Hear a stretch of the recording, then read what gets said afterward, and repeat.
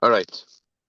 So this week we read about the story of Yosef, and the Torah begins the story of the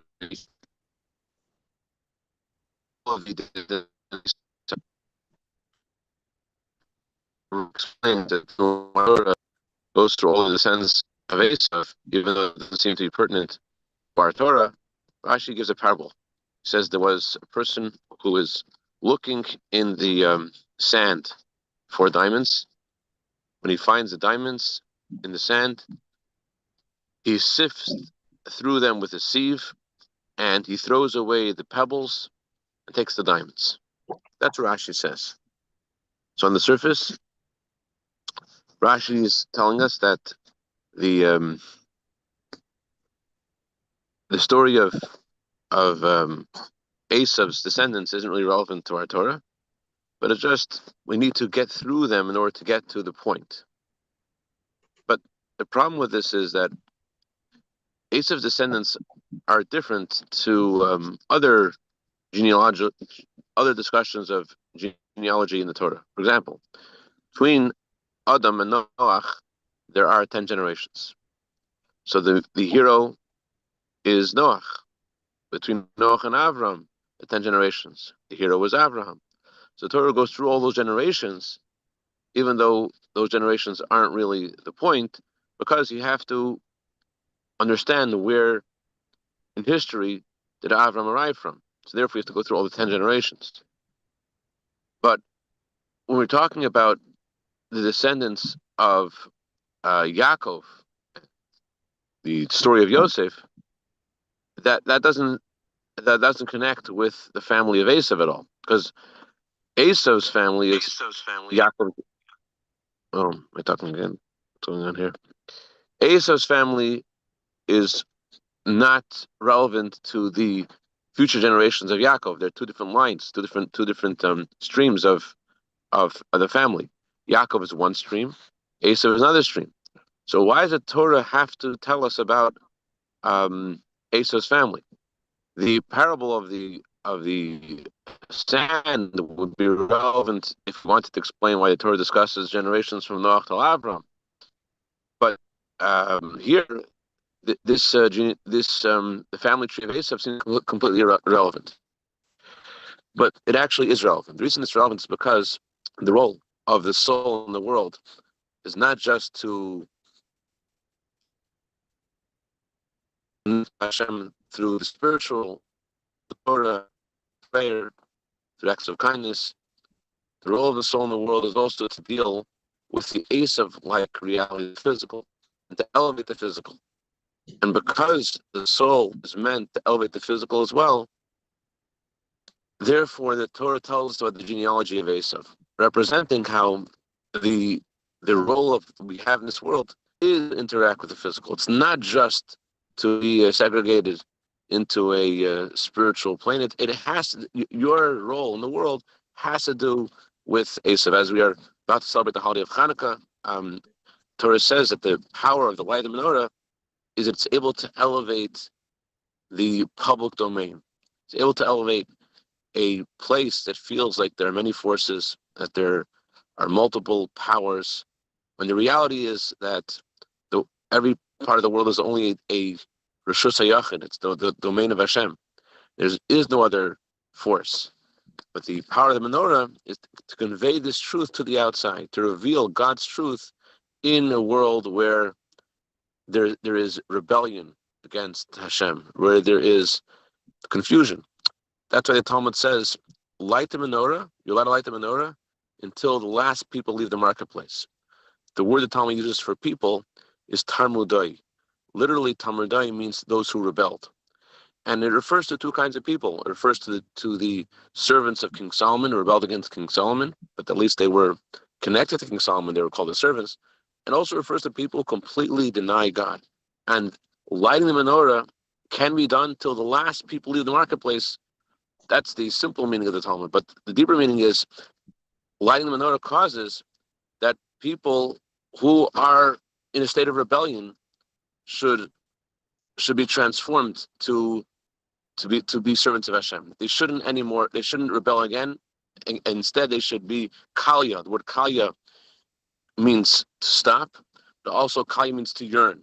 So the power of light of the menorah is that those who are in a state of rebellion, instead of being in a state of rebellion, should turn away and yearn to be spiritual, yearn to spirituality. Those who are previously in a state of rebellion.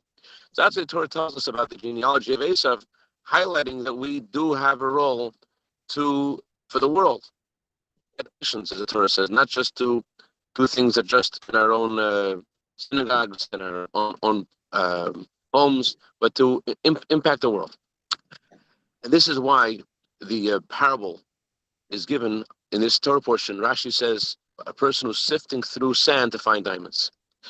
And then Rashi says he finds the pebbles and he throws away the pebbles and holds on to the diamonds. What's the difference between sand and pebbles? Sand represents something that is hiding the diamond. It's not the diamond, it's concealing the diamond, but it's not against the diamond. It's not something which is damaging. It's just something which is irrelevant, something which is not, which conceals the diamond. You sift through the sand to get to the diamond. That represents that there are items in our life that are physical things, but in those physical things, there's this divine spark. There's something good. There's something holy. And when we use those things for the right intent that God created those things for, so we extract the diamond from the sand. We get the diamond out of the sand. That's the idea of sand. The idea of pebbles, on the other hand, in the word pebbles is associated with something which is used to cause damage. The Talmud uses the word tsereres to describe various kinds of damage done through stones. So that means that while Hashem wants us to engage with the physical world, He wants us to use the physical things in our life for holiness. But there's two parts. There's two parts of this. There are things which are kosher and things which are not kosher. So the idea of throwing away the pebbles means that we know there's some items don't belong in our lives, that they're not supposed to be there at all. There is the mundane, the physical, and our goal in the physical has to be for Hashem's intent, for Hashem's purpose, and why Hashem wants us to engage with the physical. We shouldn't want to go for the physical for our own selfish reasons. Our engagement with the physical has to be for Hashem's purpose. That's the idea of sifting through the sand to find the diamond. The idea of throwing away the pebbles is that the things that don't belong in our life, things which are not kosher, to throw them away. But there's a little bit more nuance in Rashi's words.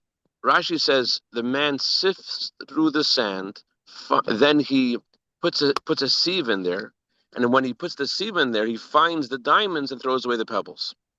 So there's a few different stages Rashi is referring to in what we're meant to be doing in this world. So let's understand what this means. Let's think of a which practically applies to us.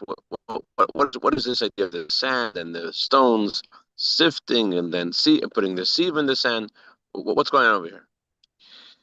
There are a lot of things that, in general, are good that Hashem wants us to engage with. But even those things we're meant to engage with, there's all kinds of tangential things which aren't relevant. Let me say it this way: the Chafetz Chaim, one of his students, needed to serve in the Polish army. And before he served in the Polish army, he went to the Chafetz Chaim and he asked him if he's allowed to eat non-kosher food while he's in the army. Chafetz Chaim said he is, and it's a mitzvah for him to eat non-kosher food because he has to survive. But the Chafetz Chaim, as I heard the story, the Chafetz Chaim visited this soldier in the army, and when he saw him eating the non-kosher food, he started to cry. So the Chafetz Chaim couldn't stop crying, looking at a student eating this non-kosher food.